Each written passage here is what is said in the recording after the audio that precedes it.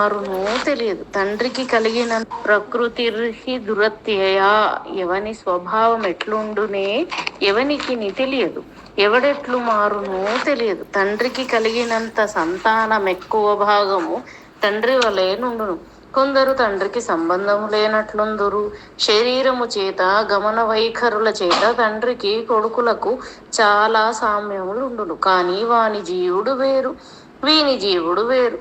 బహు పాపకారి అయిన జీవుడు కొన్ని సత్కార్యములు చేయుట చేత ధనవంతుల ఇంట పుట్టును, ఒక మహారాజు కడుపున పుట్టును. కీర్తి ప్రతిష్టలు కల వంశములో పుట్టును. అవి మూడును వానికి రక్షగా ఉండును. వాని పాపకార్యములు వానివే, వాని దురహంకారము వానిదే. ఈ దురహంకారం అనేది చిత్రముగా అయినది. అది ఎందుకుండునో తెలియదు. ధనవంతుల బిడ్డలకుండును. పోనీలే ఉన్నదనుకొందుము. తిండికి లేని వాని యందు దురహంకారముండును. తాను ఒక వర్ణములో ఒక శాఖలో పుట్టితిని అని దురహంకారము. వృత్తి యాచనా వృత్తి. యాచించుటలో కూడా దురహంకారమే. మరికొందరి జీవలక్షణములు లోకమునకు విపరీతముగా ఉండును. ఇది చేయకూడదని నీవు చెప్పితివనుకో, వాడు తప్పకుండా చేయును. పారావతిక తన బిడ్డకు చెప్పినట్లు మహారాజునకు చెప్పుకొన్నది. ఏమి ఫలితము? యశోవతి కొడుకునకు వివాహము చేసినది. మరి ఒక రాజ కూతురును తెచ్చి చేయలేదు. ఒక మంత్రి కూతురును చేసినది. ఆ మంత్రికి పురుష సంతానము లేదు.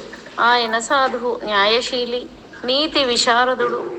అల్లునకు తోడుగా ఉండును. భావమరుదులు లేరు. వారు 12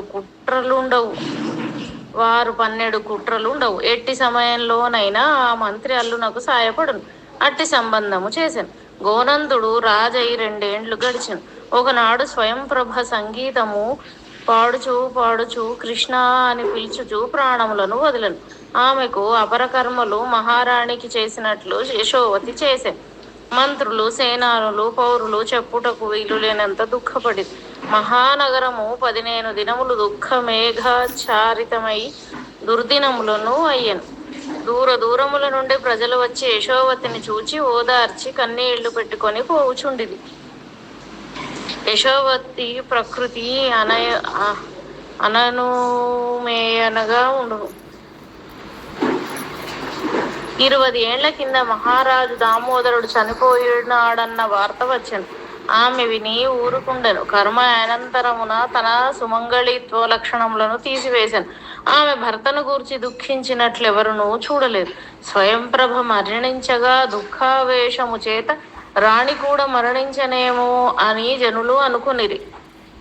ఆ స్వయంప్రభ అనగా యశోవతికి బహిప్రాణం. అట్టి స్వయంప్రభ పోయినది. రాణి కదలలేదు. ఆమెకెవరు చనిపోయినను చీమ కుట్టినట్లు ఉన్నది. తండ్రి చనిపోయినప్పుడే ఆమె దుఃఖపడినట్లు లేదు.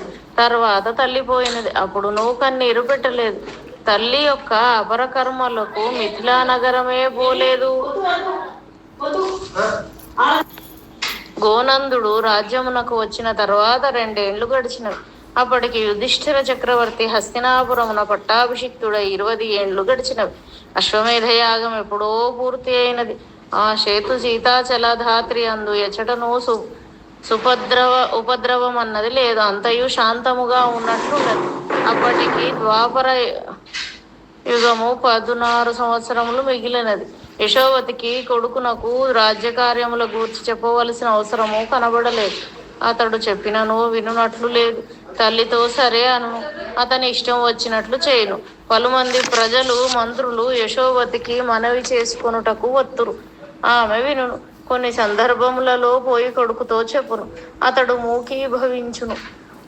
మూకీభావము వహించును. అతని లక్షణములు సుగ్రాహ్యములుగా లేవు. ప్రొద్దుట లేచును. ప్రతిదినము ప్రొద్దుట తల్లి పాదములకు నమస్కరించును. తల్లి యొక్క యోగక్షేములను విచారించును.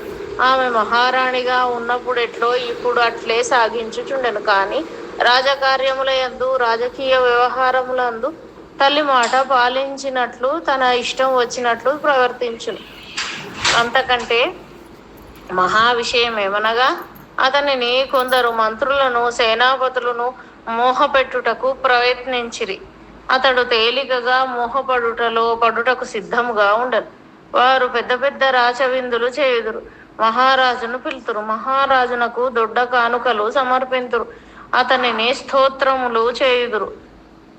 ఇవన్నీ గోనందునకు ప్రియములైనవి. గోనందుడా రాజవిందులకు పోవును. పెద్ద పెద్ద రత్నములను తొలచిన గిన్నెలతో వారు ఆజ్యమును వడ్డింతురు. మణులు పొదిగిన బంగారపు గిన్నెలలో పాయసం వడ్డింతురు. వారు చేసడి వంటలు రాజగృహమునందు కూడా చేయరేమో అన్నట్లుండును. అతడు మిక్కిలి సంతోషపడును. తానచట ఉపయోగించిన పాత్రలన్నీ తన వెంటనే రాచనగరకు వచ్చును. ఆ మంత్రికి కూతురుండును.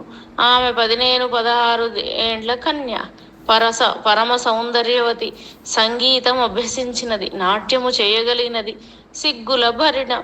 ఆమె మహారాజును తన విద్యల చేత సంతోషపెట్టును. గోనందుని యొక్క పాదములు ప్రత్యక్షముగా స్పృశించి నమస్కరించును. మంత్రి రాజును తన కూతురును ఆశీర్వదింపుమనును. ఇతడు సిగ్గుపడును. మహారాజు శ్రీమన్ మహావిష్ణువుతో సమానము. అతని వయస్సు పరిగణింపబడినది కాదు. రాజు ఆమెను స్పృశించి ఆమెకు ఉత్సాహము కలిగించవచ్చును అని చెప్పి ప్రోత్సహించును. ఇట్టి కొన్ని అభినయనముల చేత వారు కూతుండ్రను రాజునకు సన్నిహితములుగా చేయదు. మరి 5-6 ఏండ్లు దాటినప్పటికీ గోనందుని భార్యలు 6 ఒకరికొకరిక సౌధము. అన్ని సౌధములలో వారి తండ్రులు ఇచ్చిన కానుకలు, వెండి భరణాలు, బంగారాలు, రత్నాలు, మణులు, పీతాంబరములు, దాసీలు, రథములు, గుర్రములు, ఏనుగులు. గోనంద మహారాజు మహాధనవంతుడయ్యను. కాశ్మీర రాజు కింద కొంత సైన్యముండును. అతని కిందనున్న సైన్యమును మంత్రులందరి సైన్యము కలిపినచో రెట్టింపగును. ఒక్కొక్క మంత్రికి 20,000 సైన్యము, 10 ఏనుగులు, 10 గుర్రములు, 400 రథములుండు. ఆరింతలు గోనందుని సైన్యమునకు కలిసెను. ఈ ఇతర మంత్రులకు ఈర్ష్యతో పాటు భయం కూడా పెరిగాను. రాజు దుర్నిరీక్షకుడయ్యను. తొలితటి నాడు గోనందుడు శిశువుగా ఉన్నప్పటి నాడు యశోవతి కొడుకును రాజును చేయనెంచిన నాడు మహారాజ సైన్యము తక్కువై మంత్రుల సర్వసైన్యములు కలిసినచో రెట్టింపగుట చేత కదా యశోవతి భయపడవలసి వచ్చెను. కృష్ణుడు రావలసి వచ్చెను. ఇప్పుడు ఆ భయము లేదు. 7 మంత్రులు తన మామలు, అందరి సైన్యములు తనవి. అతనికి 10 మంది బావమరుదులు. గోనందుడు దుర్నిరీక్షుడుగా ఉండెను. ఇప్పుడు అతడు తలచినచో దండెత్తి ఏ రాజ్యమునైనా సాధించగలడు. భార్యలు వచ్చిన కొత్త పారావతిగా చెప్పిన మాటలకు కాలం పట్టును. ఇట్లుండగా మొదటి భార్యకు అన్నలు లేరు, తమ్ములు లేరు. ఆమె బలము తగ్గిపోయినది. ఆమె పేరునకు పట్టమనిషి. చిన్న రాణులు 6 తమ ఇష్టం వచ్చినట్లు ప్రవర్తించుచుండేది.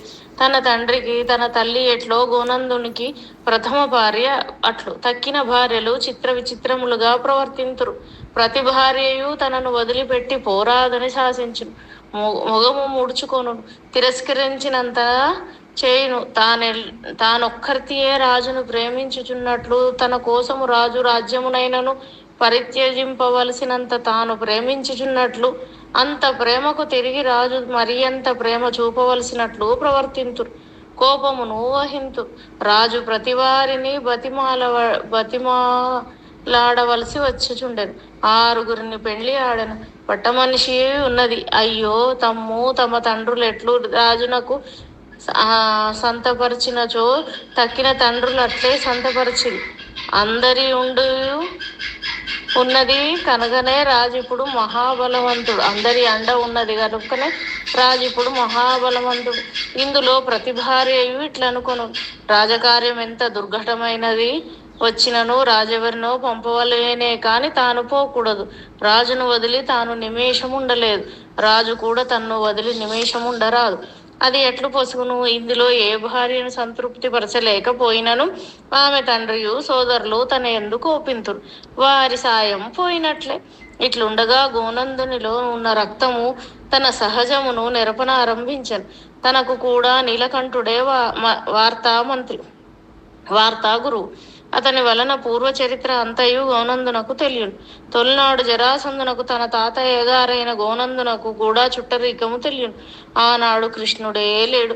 మగధ రాజ్యము భారతదేశమున సర్వాధిపత్యము వహించుచుండెను. ఆ సర్వాధిపత్యమును కృష్ణుడు క్రమక్రమముగా అపహరించను. జరాసంధుని కృష్ణుడు కుత్సిత మార్గమున సంహరించను. జరాసంధుడు చక్రవర్తి, ఈ కృష్ణుడు సామాన్యుడు. సైన్యములతో పోయి జరాసంధుని ఏమీ చేయలేడు కనుక బ్రాహ్మణ వేషములతో పోయి మోసము చేశాను. ఇది నీచమైన కార్యము. కంస మహారాజును కూడా అట్లే వధించినట. తన తాతగారి చావునకు కృష్ణుడు కారణము, తన తండ్రి మృత్యువునకు కృష్ణుడు కారణము. ఆ కృష్ణుడు తనకు విరోధి. అతడు పాండవుల అండ చేరను. అర్జునాదులు మహాబలవంతులట, వారిని ఎదిరించరాదు. ఇంత సైన్యము వారి ముందు పనికిరాదు. 11 అక్షులను పరిమార్చిన వారి ముందు నిలువగలవాడెవరు? శత్రువు మనకంటే బలవంతుడైనప్పుడు తాను విజృంభించరాదు. వానికి చెడ్డ రోజులు రావలేను, వాడు బలహీనుడు కావలేను, అప్పుడు సాధింపవలేను. ఇట్టి ఊహలు మనసులో పెట్టుకుని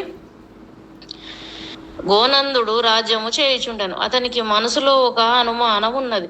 తన తల్లి కృష్ణ పక్షపాతి అని. ఒకరి యందు పక్షపాతం ఉన్నప్పుడు జనులు వాని శక్తిమంతులు అనుకొంచుందురు.